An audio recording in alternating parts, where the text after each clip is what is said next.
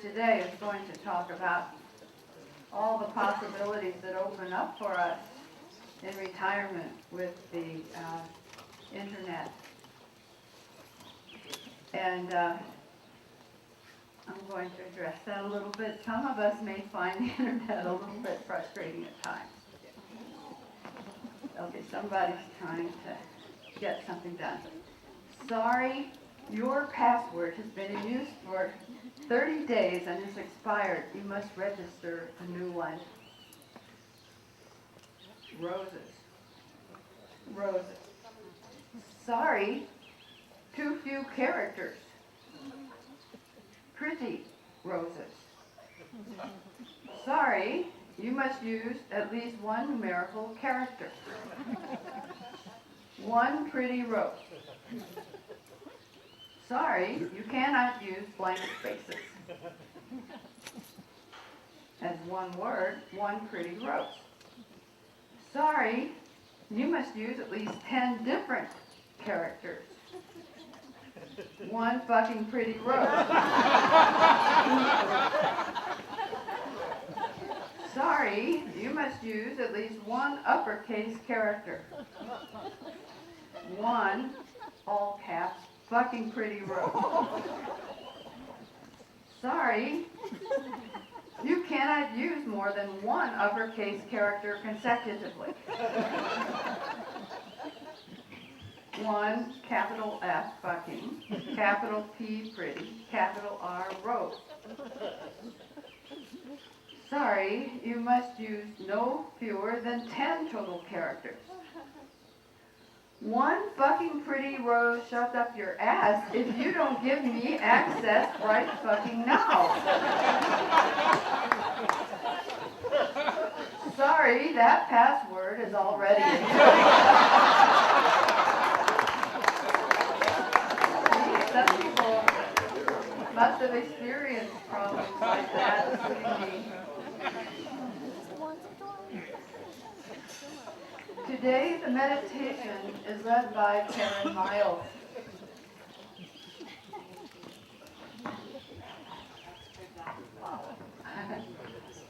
You can do it. Good morning. Today, I'd like to offer a meditation practice on the wholesome mind state of appreciative joy, or we could call it unselfish joy. So, meditation posture, feet flat on the floor, straight.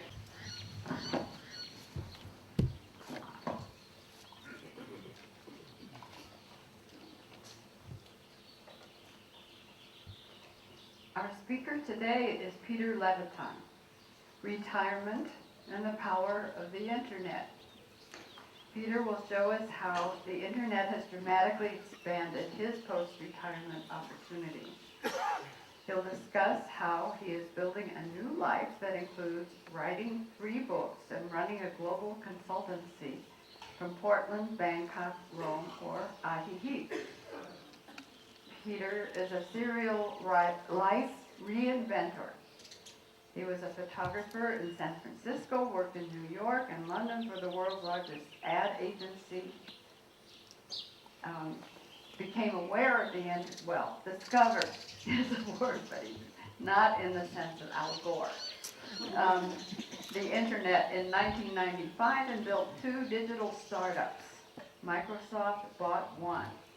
He moved to Oregon in 2002 to buy his own ad agency. After selling in 2011, he wrote Boomer Side from Woodstock to Suicide.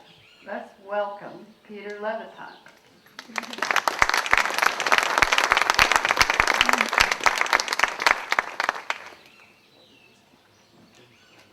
Well, thank you. It's difficult to follow a great joke. I'll just start with that, but it's maybe more difficult to follow everyone being in a meditative state. So hopefully everyone will wake up from, wherever they just wound up. I'm going to talk for about 30 minutes, a little bit more than that, and then we're going to do some questions. I always find that whenever I give a talk, that I start with an idea of what I'm going to say, and that changes. And it might be to my, I was going to wear my ADHD shirt, but I thought I'd give you a break today. Let's just start with sort of what's been happening in the past couple of weeks. As I will say, this was not how I was going to start, but just to give you an idea. Global consultancy, what does that mean? I decided a couple of years ago after I sold my agency that I would try to find a way to make money from anywhere that I can go in the world. So last fall I was in Thailand for a month, this month I'm in Mexico. And the idea is essentially that I use the internet as a business tool. It's my communication tool. I use Skype to talk to my clients. I have to sort of nudge my clients to understand that I'm not on vacation working, because I'm willing to. I have a few Canadian clients, and these are advertising agencies that need some help. I have Canadian clients, and anyone here who's from Canada knows that Canadians are particularly polite. So they always apologize to me that they're bothering me, and I keep trying to explain to them, no, I'm working from Mexico. I'm not on vacation, I'm not on the beach. I'm working from Mexico. So that's what I've been doing in the past 3 or 4 weeks. My wife and I are down here just sort of checking out Mexico. We were in Mexico City, then San Miguel, and then here. A friend of ours told me about Ajijic. So we're here, love it. Obviously, fantastic place. So congratulations to all of you who are here. Okay, let's get to the meat. I am a consultant, and I'll come back to what I mean by I am a in a few minutes. I'm going to talk about a few things. My book, Boomercide from Woodstock to Suicide, which I wrote about 3 years ago. Retirement, whatever that means, because it means a lot of things. How the internet has removed many boundaries for all of us. I mean, it's really erased boundaries. How I think someone in this room can own Ajijic and Lake Chapala on the internet, because I don't believe it's owned yet. And then I'll talk, if I have time, I'll talk a little bit about the next 2 books I'm writing. One I'm almost finished, hopefully I'll publish in June. So, Boomercide from Woodstock to Suicide. Let me read this little card. This is a promotional card that I did so I can hand to people when I publish the book. And I'll read it to you because it's the best. And I wrote these words, of course. As I did, by the way, my bio, which I'm going to use as my obit. I think everyone should write their obit. A thought-provoking new book. I can say that.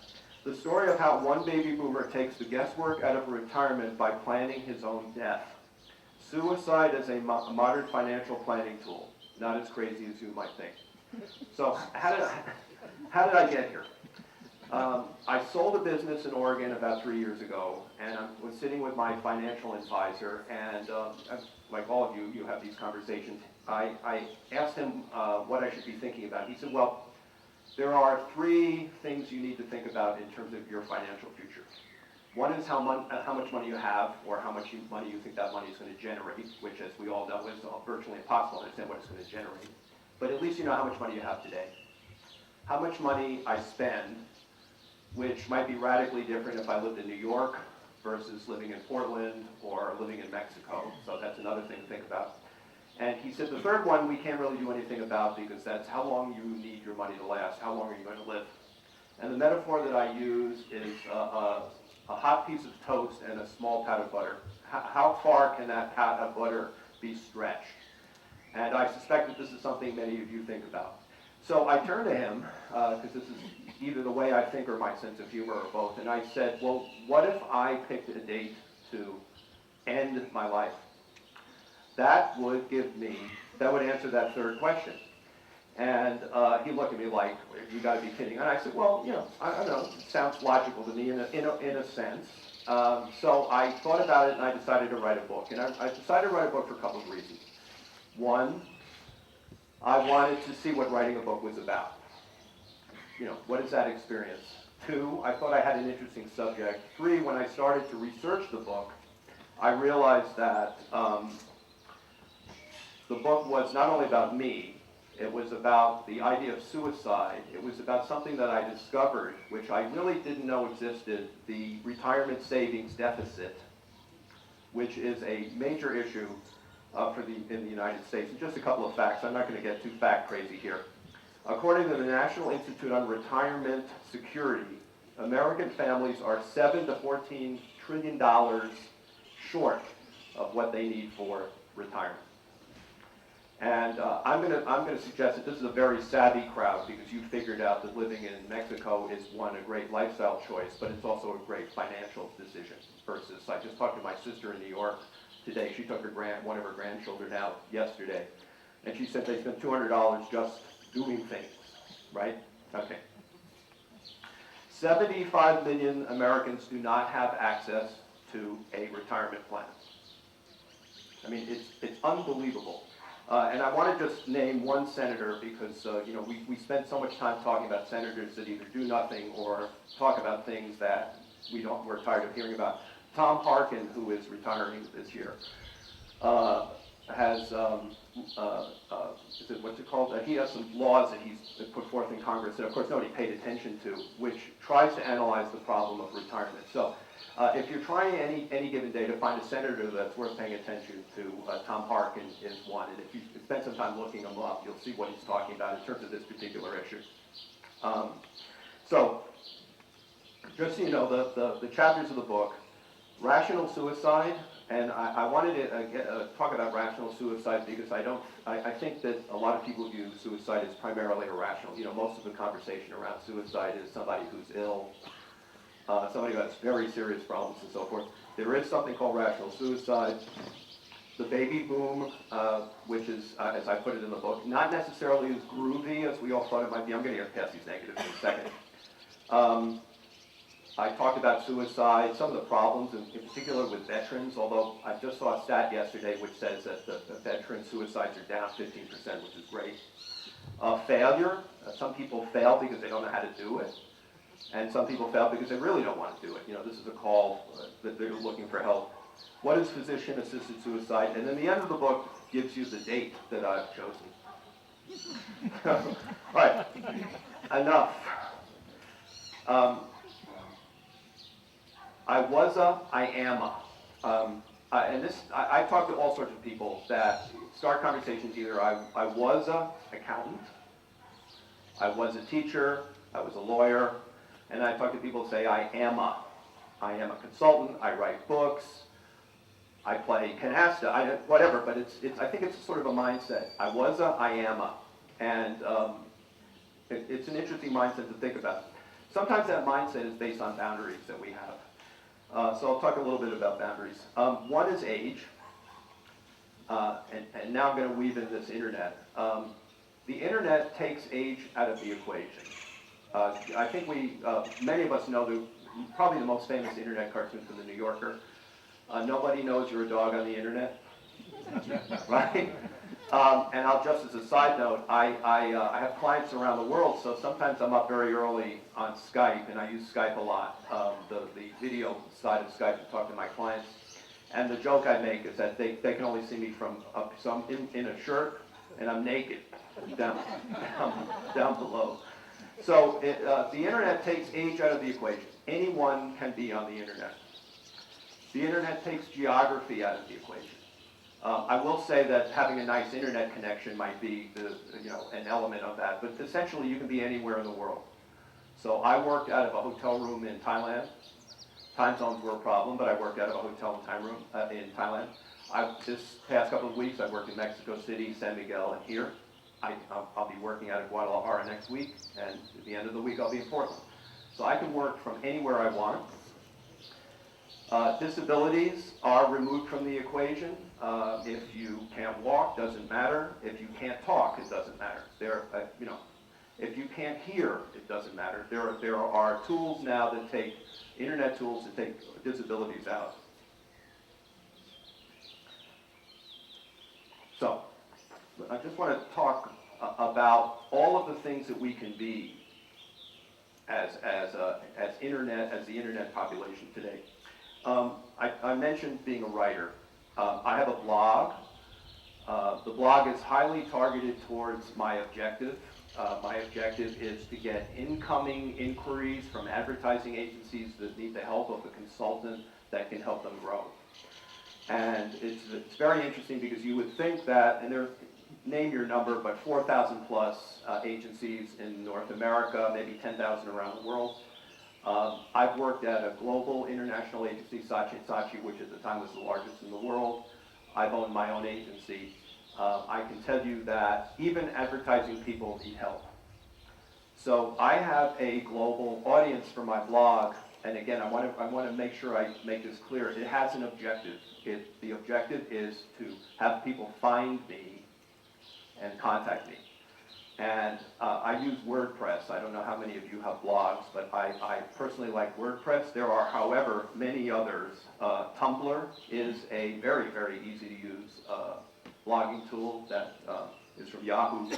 There are more, I could name them all, but blogging is very interesting to do, and very easy. And of course, that as soon as you start blogging, you are by nature a writer. It's that easy. You can write books. I'm sure many people in this, I don't know, let's call it a room, have either written a book or want to write a book or are writing a book. And the process that I use, which is why I wanted to write the book in the first place, was to understand it, was very simple. I determined an objective, which was my boomer side idea. I did research. I wrote it. I hired an editor. Actually, one editor I didn't hire, which was my wife. She did a great job. And then I hired somebody to design the book, design the cover. All of that got crunched up into a digital document, which was sent to Amazon. I only published on Amazon. I didn't really, frankly, well, I went between I'm going to be on the Today Show talking about how I've decided to kill myself to not being on the Today Show. If you want to find a third rail, one of the third rails is suicide for all sorts of religious, emotional, intellectual reasons. Nonetheless, I did write the book. The process took me about 3 months to write the book and a month to publish. So people ask me, because I'm in the world of marketing, why I didn't go to a publisher. Why bother is my answer. It took me 4 months. I was totally in control of the process. I didn't have to mess around with a publisher in New York or in California, have to wait for their input, have to wait for their time schedule.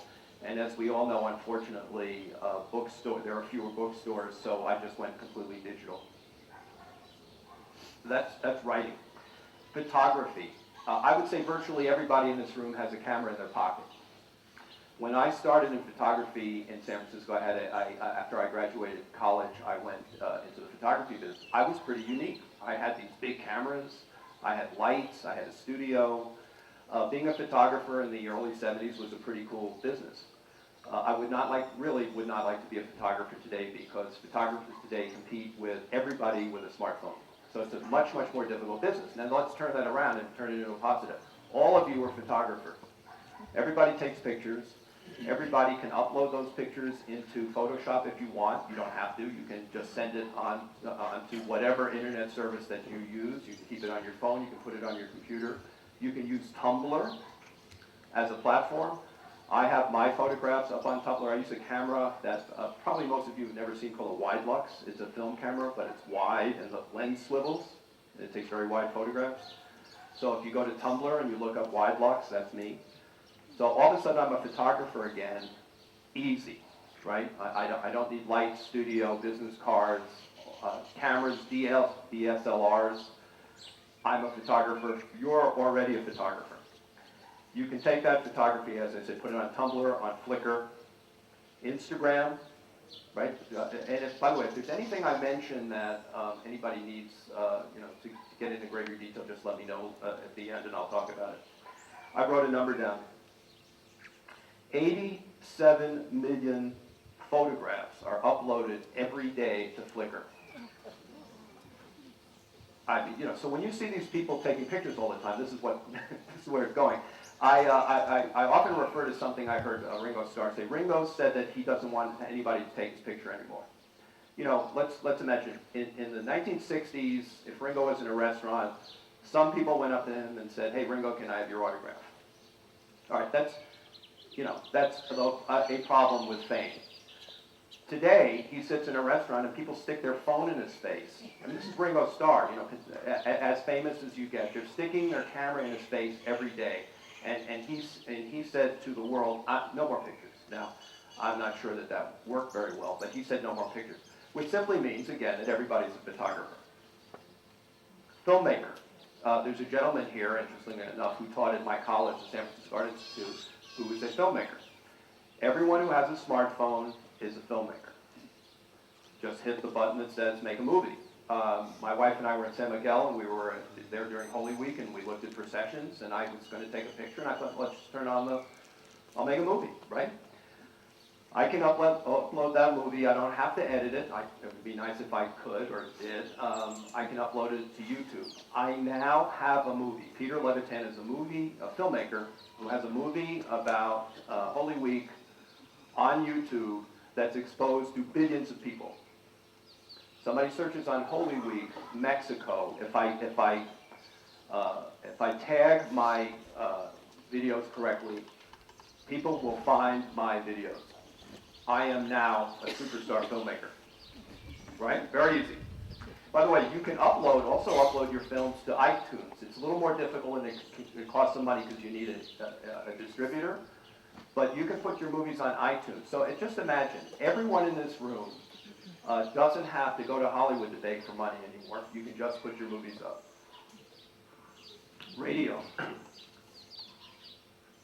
I'm betting that a lot of people listen to podcasts, which means everyone can create podcasts.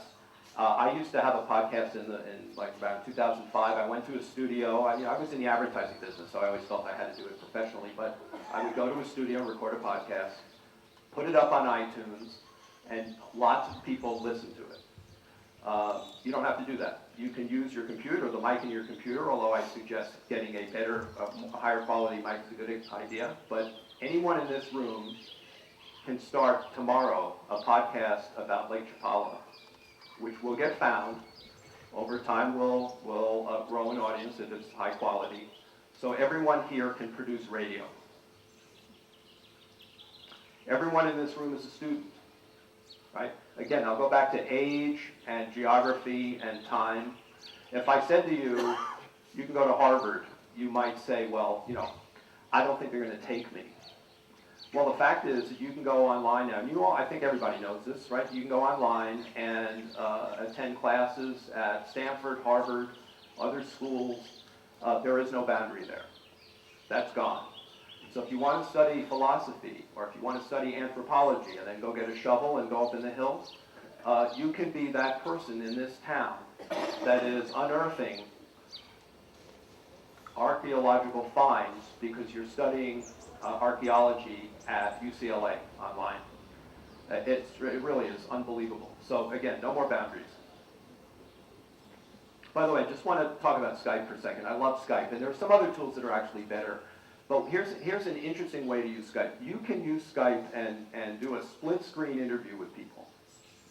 So let me just play something out. You're studying archaeology in Los Angeles, but you're doing it from here. You find out that there might be a dig, so you go and you stick a shovel in the ground. You find something.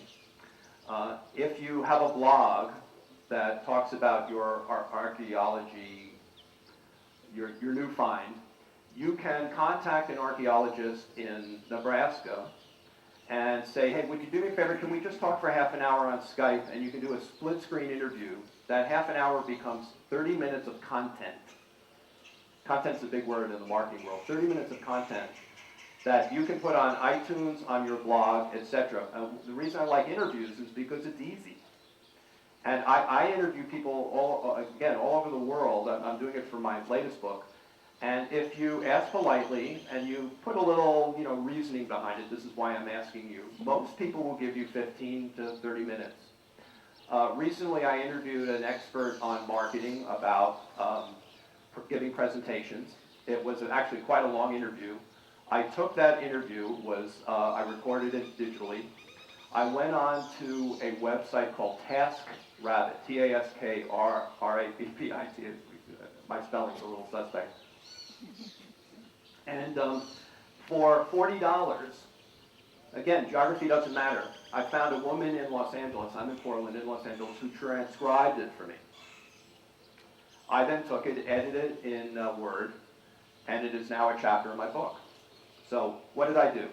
Skype is free, took an hour, had an audio recording, send it to somebody I've never met in my life, who's there for me, and that's one of the things that we have now are all these tools and people all over the world willing to do things for us.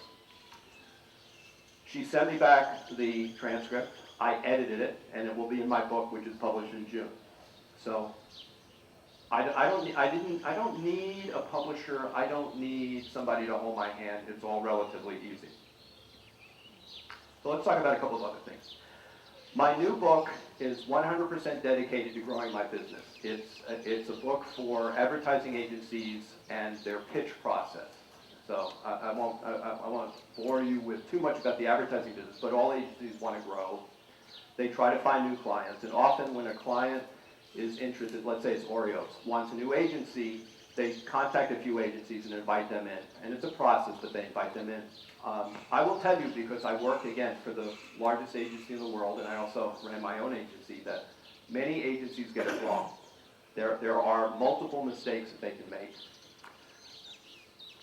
That's what the book resolves. Again, I've written a good chunk of it, but I have interviews. Part of that book is to build my personal brand, which is going to be my third book, which I haven't started yet, but I've been thinking about for a few years. So what's a personal brand? If you Google yourself and nothing comes up, then it's again almost like that dog. You don't exist according to the internet. If you Google yourself and you come up, and there are nice things there, maybe it's your blog or your photography or who knows, pictures of your grandkids, that's good. If you Google yourself and there are bad things about you, then somehow you've lost control of your reputation. And that happens. It's probably not happening to the people in this room, but it happens often enough that they're news stories. And the internet can all of a sudden take over your persona. So I'm going to write a book about personal branding. I might try to find a different word for that, but it's a book about how people can either invent themselves or reinvent themselves using internet tools. And what I like about this book is I'll probably write it in sections. One section is for high school students who need to create a persona so they can get into college. Interestingly enough, I mentioned this, I was in China a couple of years, and so I've been thinking this for a while. I mentioned it in China. There is an industry in China that helps these kids create personal websites so they can get into Harvard, UCLA, USC, University of Kansas. There is an industry in China that creates personal websites for students. And the parents in China who want their kids to come here to go to the United States create English language websites for their kids. High school students. College, now let's just switch to college students. At some point in the senior year of college, you probably don't want the first thing that people see when they look up your name, when someone in the college admissions department looks up your name, is see you smoking a bong or drinking, what is that when you stand on your head on a beer cake, because those are the pictures of 22-year-olds or 21-year-olds, unfortunately. Because the only time they have their pictures taken is when they're at a party. It's just the way it works. So these kids need to control their persona. And that's another market. Another is somebody who started a job, wants to recreate their life. They went into accounting, but they want to become a filmmaker. How do they do that? And I've suggested this to my kids. You can create your whole new online. You tell people who you are. You do. You don't have other people control your being. So ways that you do that. You can write a blog. My blog is tied to my Twitter feed. Twitter is an amazingly powerful business development tool for me. My blog and Twitter are tied to LinkedIn. I don't know how many of you use LinkedIn here. Okay, LinkedIn is probably my best, other than my blog, my second best business tool. LinkedIn started out as a way for business people to create a entity online. It morphed into ways for people to find jobs. There's a word that the internet industry loves, and I can never pronounce it, intermediation, where something that used to be done has been changed by the internet. So let me digress for a second. We used to go to the Hilton website to book a hotel room. We now go to TripAdvisor. or we go to Airbnb. I mean, Airbnb is probably worth more than Hilton today, at least in terms of internet money. Why? Because that's how we find things. So LinkedIn allows everybody to create their own being online, and it is a business tool. They keep growing and they keep adding things. I now publish on LinkedIn, which means things that I publish on LinkedIn, and basically what I'm doing is taking a blog post and recreating it and throwing it up on LinkedIn. I repurpose content. I can put it in different places. LinkedIn is a fantastic tool for business. You just have to, what you have to do is, like everything, go to Google and say, how can I use LinkedIn for business? And somebody will tell you how to do that. I guest post. So if I write an article about marketing, I go to a marketing website and I make friends, and then they run my article on their website because they have 10, 20, 100 times more viewers than my website has, because my website's really narrowly focused. So all of a sudden, I don't have to go to the New Yorker. Imagine trying to get an article published in the New Yorker. I don't have to go to the New Yorker to do that. I can find a business publication to have them run my copy, content. Why does that happen? Because they have to fill up, just understand everybody's motivations. They have to fill up their website every day with more content. There are millions of blogs. Everybody has content. They need you guys to write about something, and they will publish it if it fits their editorial plan. Google Plus. I have a sense Google Plus may kind of filter away, but you can never forget about Google. So another place you can publish is Google Plus. When I write a blog post on WordPress, it automatically, because I have a WordPress plugin, it automatically gets published, at least the headline does, on Twitter, on LinkedIn. If I wanted to have it on Facebook, I don't particularly think Facebook is a great business tool for me. It could be on Facebook. And it also goes on Google+. So again, some punk, that's me, in Portland, who decides to write about something, is all of a sudden exposed to, if it happens, a billion people. This morning I got an email from Russia, from an advertising agency in Moscow. Why? Because they found me. They found me because of one of these tools. I always ask people when they contact me, how did you find me? That's a good question, right? Because you want to do more of that and less of something else. But I also look very hard at statistics. This book I'm writing right now, I will publish excerpts on all of these platforms. I will send emails to lists that I've purchased. I will send emails to lists that I compile. I will use a young man in the Philippines who I've used before off of a website called Odesk. Odesk is a website that you can go to, post a job, and people raise their hand. It was like that one I talked about earlier, TaskRabbit.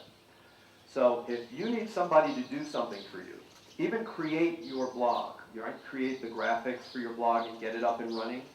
Odesk is a great way to find somebody. This fellow cost me $10 an hour. I'm sorry, $3 an hour. I'm inflating. In fact, it was $3 an hour. My wife kept saying to me, you're not paying him enough. My answer to that was, I gave him a little bonus at the end, but this is what he wanted, right? So you can have other people do things for you, a la TaskRabbit or Odesk. It's absolutely incredible. I want to talk about something that, if you haven't done it, you might consider doing it. My website is peterlevitan.com. My Twitter feed is Peter Levitan. My LinkedIn is Peter Levitan. I use my name everywhere I can. So I'll just talk about URLs. Two problems with URLs. One is you have a name, Bob, at comcast.com. If you had Comcast in Chicago and you moved to Mexico, you probably don't, you still keep it, but now you're in Mexico, there's a chance that you might have to change that to your new internet supplier. You can own the right-hand side of that. You can have your own URL. It's not hard. Again, if you went to Google and said, I want to own my own URL, I'll tell you how to do that. I bought my children's names for them. So my son is Nick at nicklevitan.com. He owns his name forever. I thought for a while of creating a business for folks like you that would help you register URLs for your children and grandchildren. It occurred to me that what an incredible, this is a few years ago, what an incredible baby gift. So I now give, when somebody gives birth to a kid, let's say the kid's name is Bob Dole, that would be a difficult, that might be a difficult URL again. But let's just say it's Bob Dole for the sake of argument. I will go to register.com or to GoDaddy, we all know GoDaddy, and buy 3 years of that name for the new baby, and I'm really, it's $20, and give it to the parents. $20 baby gift that will last forever, that gives that child their persona to own on the internet, their personal brand. They may never use it, but think about it. So again, I'm talking about a $20 gift that a savvy parent, somebody in their 20s or 30s, will go, wow, that's cool. Very surprising that more people don't do it. You can also get a Facebook name for them, a Twitter name, etc. Something to think about. Okay, last thing. Everyone in this room, I believe anyone in this room can own Ajijic. And why do I say that? I went online yesterday and that's what I typed into Google. And the things that came up were Wikipedia, TripAdvisor, Ajijic.com, somebody once upon a time was smart enough to buy that, VRBO, couple of YouTubes, Facebook, hotels, restaurants, lawyers, and Diane Pearl. All right? Okay. Where I left my wife yesterday because I didn't want to, I didn't know what was going to happen. All right, what's my point? I know that I could, if I moved here, create a blog that winds up on page 1 on Google. I know how to do that. This isn't difficult. I'm not a genius. It's just, you can do it. You can have a blog. You can buy the right URL. You can use search engine optimization, which means it helps Google find you. You'll create a YouTube video of town if you're not a filmmaker. Find a kid in Guadalajara who's a filmmaker that needs a few bucks. Create a script. Have them come here. Maybe he and his friend, who's a sound person, and do 5 videos. Here's where you eat. Here's where you sleep. Here's how you play. You name it. I guarantee you that if you do it right, you'll show up on the first page of Google. What do you do with that? You get Google ads, and they appear on there. Google does all that work for you. Very easy. Another thing you do is you go to a company like Amazon and you register with Amazon and you sell Amazon books. So all of a sudden you automatically, without doing anything, have ads related to Ajijic and Lake Chapala. And then you start selling books, Amazon books, guides to Mexico, or why I don't want to get sick in Mexico. Just think of everything that people think about when they come to Mexico. That is income that is automatic. I'm not going to tell you to become a millionaire, but you'll be on the front page of Google, your friends will think you're a genius, and you'll get some cash. And that's how the internet has completely changed the idea of retirement. Thank you.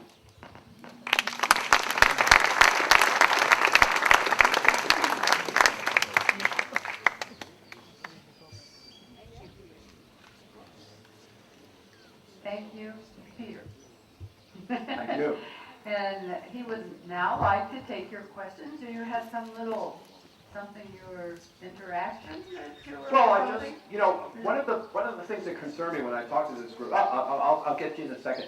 Wait, now, I have to set the rules of this part. You hold up your hand if you want to speak, and Jim or somebody will bring you a mic so all can hear your question or statement. But wait, now you were... Yeah, I'm just going to say that I know I'm preaching a little bit to the choir here, because I know that a lot of you have figured out what I've talked about. But I just want to repeat, the way I ended was, I absolutely know that one of you can own a position on the front page of Google and can start making some cash. The only reason I'm going to be so brazen, and I'm going to be very brazen, is I'm hoping that I will elicit from this group some other comments.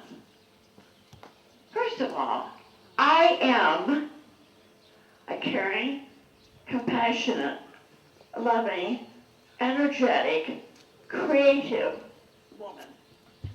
You notice there is no money involved with that at all. I owned a business in Russia. I've been on the internet since 1993. I know what the internet can do, and I know what it cannot do. And there is no emotion. And if I wanted people to know about Ajijic in San Antonio, I would call them on the telephone, and I would invite them down, and I would touch them. And I would have them look at the dancing horse that I saw when I was waiting for my taxi. I saw him, I did not take his photo. I never take a photo.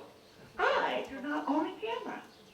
And when somebody does take pictures, I want them to send me a hard copy.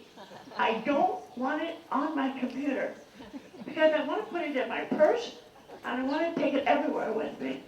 That's enough.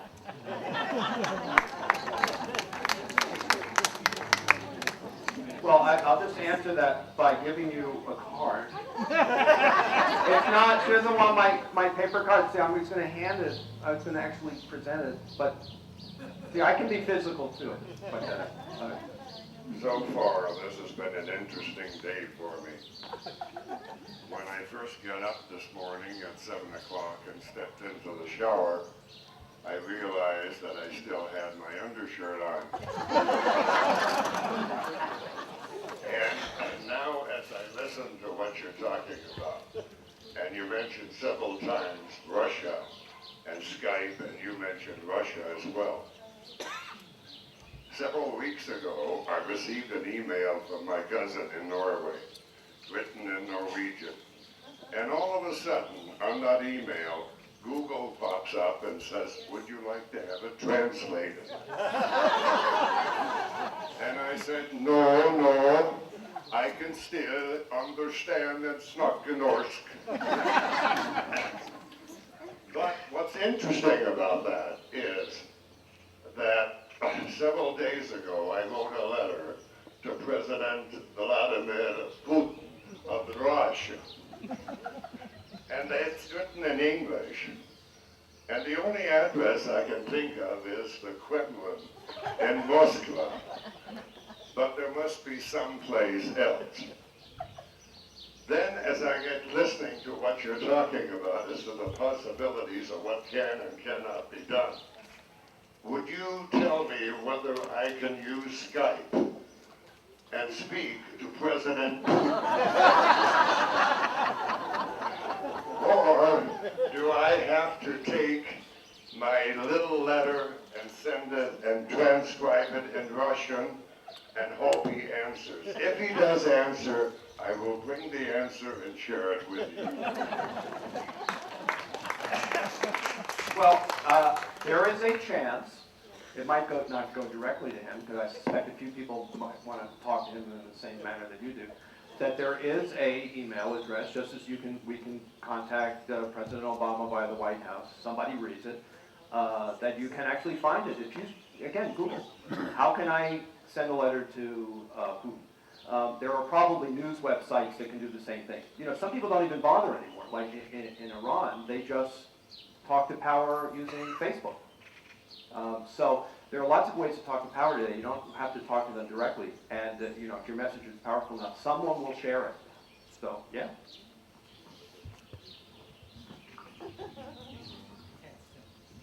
It sounds to me like there's thousands of opportunities for ownership under this scheme that you have.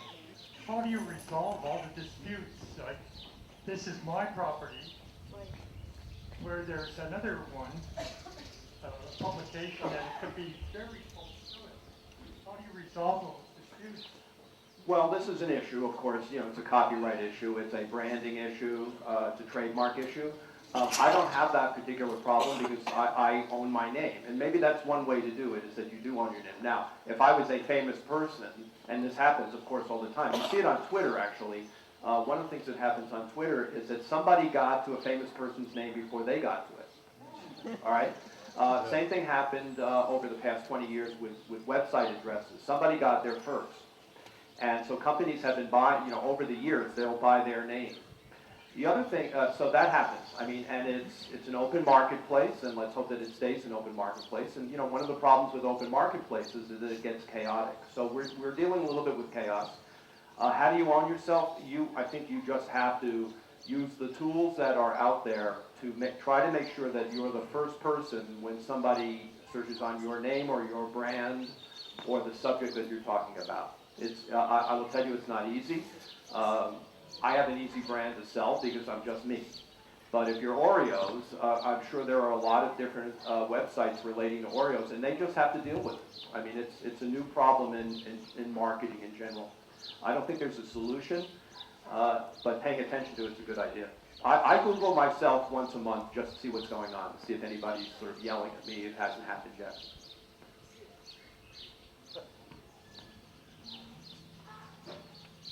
Yes, as I was listening to your experience about publishing your book, it occurred to me that things like some of the structures that have been built up under the capitalistic system, the bureaucratic structures of corporations seem to be under attack now. Already Borders Books has gone under, and I think Barnes and Noble is struggling with Amazon.com going on everything. They don't need bricks and mortar stores anymore, so their overhead is much lower.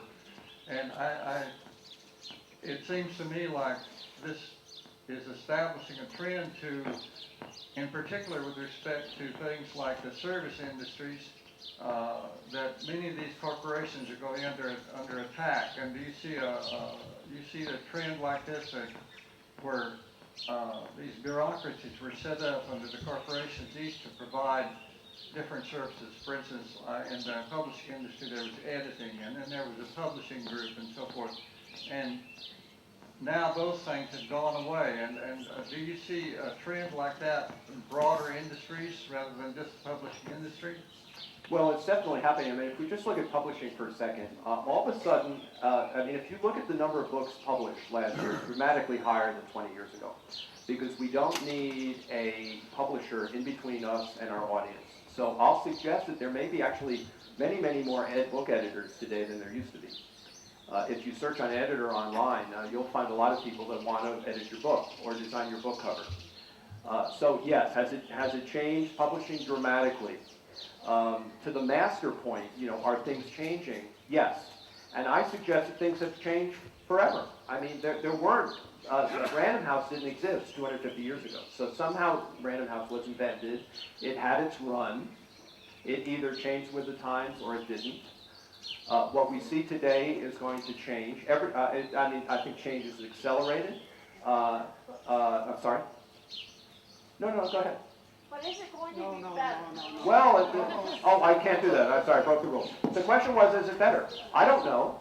I suggest the fact that Peter Levitan, a schmuck from Portland, can write 3 books in 5 years is better than it would have been. Can I say that word?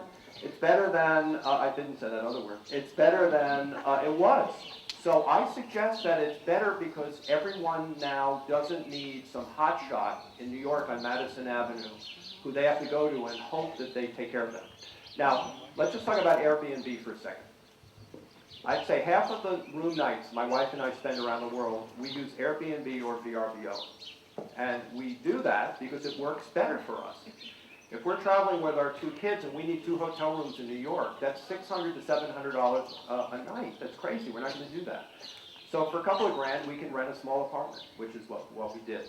We rented a house in San Miguel because again, we wanted to do 2 things. One, spend less, have a house, be able to make our own breakfast, make our own dinner, how many restaurant nights. So I can't answer the question if it's better. I can tell you it's different.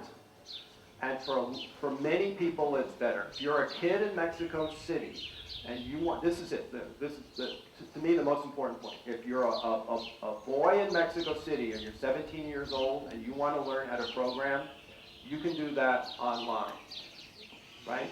That's what it's about. There was an article in the Times, I think yesterday, why is it harder to get into college? Because it's a global marketplace now. It's not just the kid from an affluent suburb of Chicago. It's every kid in the world can apply to Harvard. I'm concerned about the intrusiveness of the internet. In fact, right now I am switching from Gmail to a different mail service. I'm getting tired of it suggesting who I might want to include on my emails, other things that come up, and trying to filter all that and to stop some of, I mean, you need a degree in computer science to figure it out. So I'm really quite concerned about how intrusive the internet is becoming in our lives. Facebook, LinkedIn, I get people say, I sent you an invitation 3 weeks ago. I'm not interested in dealing with you just because I have to send you one email. Right. Your comments? Well, I think, it's, unfortunately, there are positives and negatives. None of us like to read some of the comments that are on blogs. I mean, they're obnoxious. Of course, one of the reasons is people are anonymous. I just actually had a debate this morning with a friend of mine in New York. Should I accept LinkedIn invitations?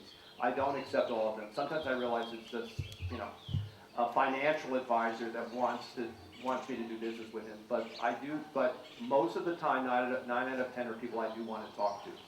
So I think part of the issue is, yes, we're going to have to deal with this. I mean, let's face it. You folks are down here.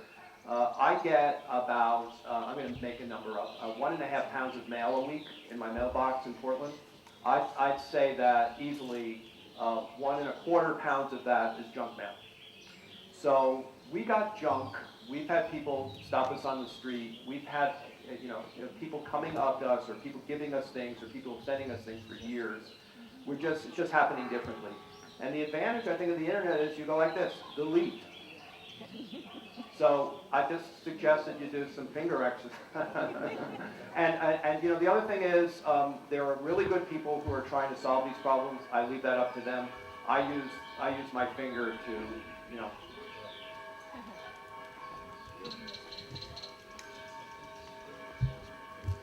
Hi, Peter. Just a quick one. Yeah. You mentioned buying a URL for kids for birthday presents for $20. One time only, or does that have to happen every year? Well, it's no. You buy it. It's sort of.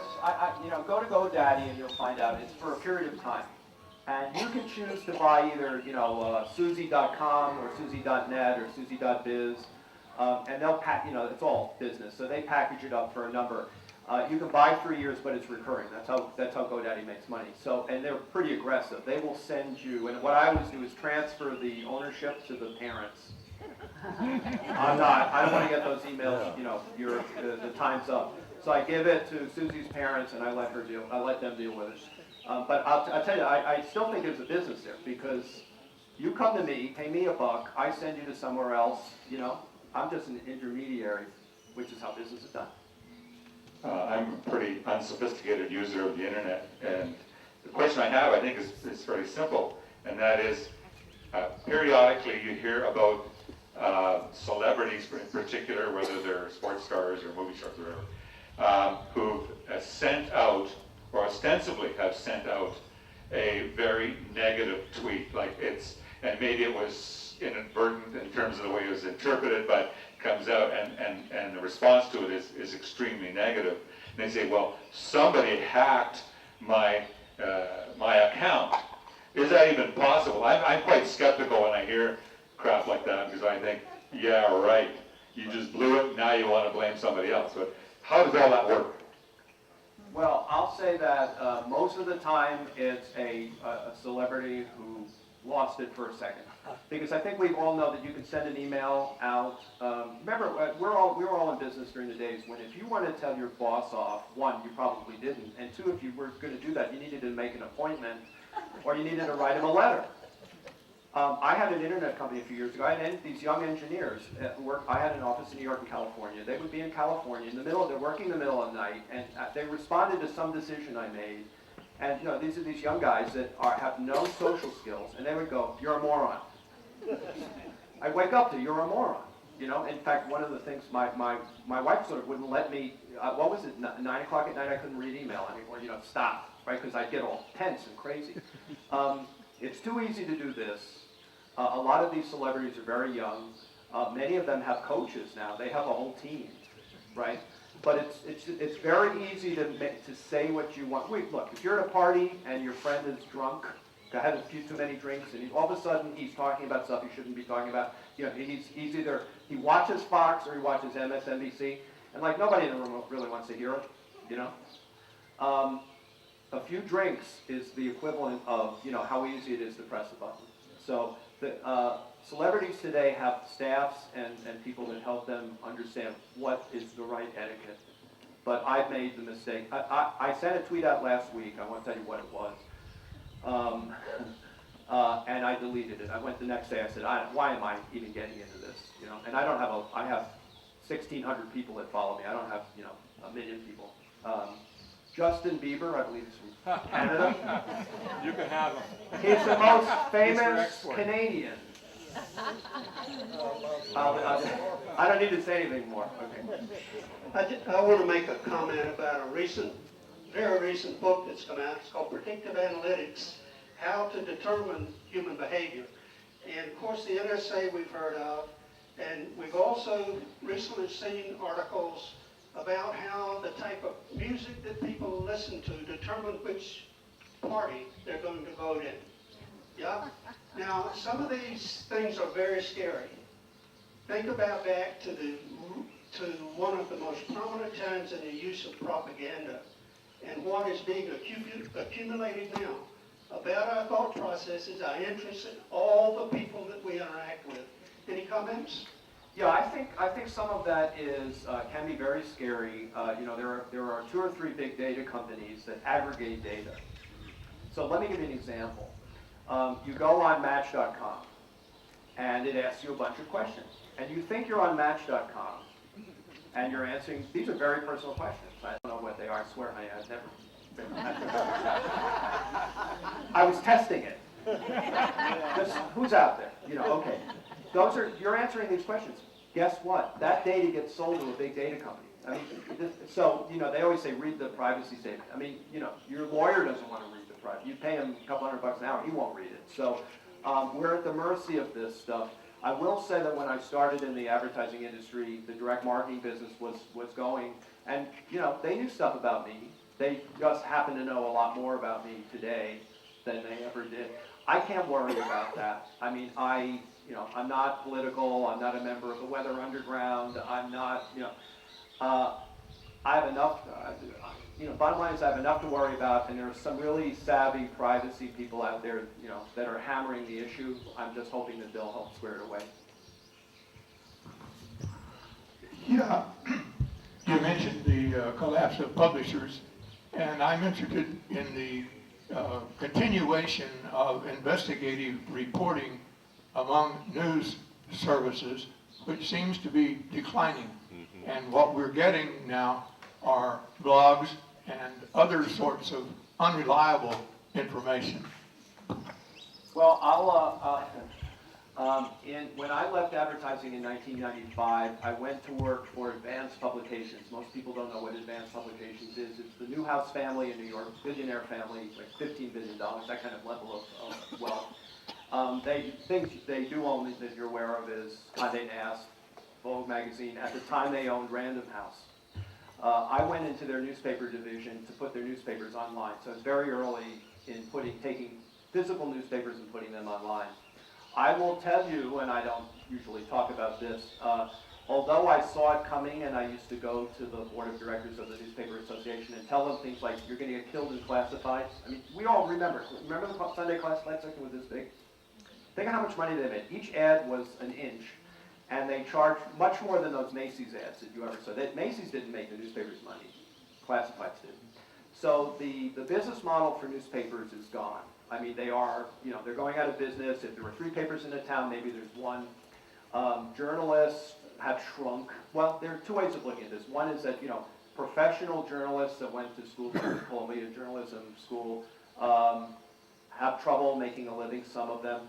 There are fewer jobs in newspapers, just as there are fewer jobs for photographers, because you're all photographers. You're also all news publishers. I haven't figured out what's happening. I will say that I am concerned that in smaller cities, not New York, not LA, there are fewer journalists that can make a good living and therefore are not paid to find out that the senator is doing something wrong or something else is happening in town.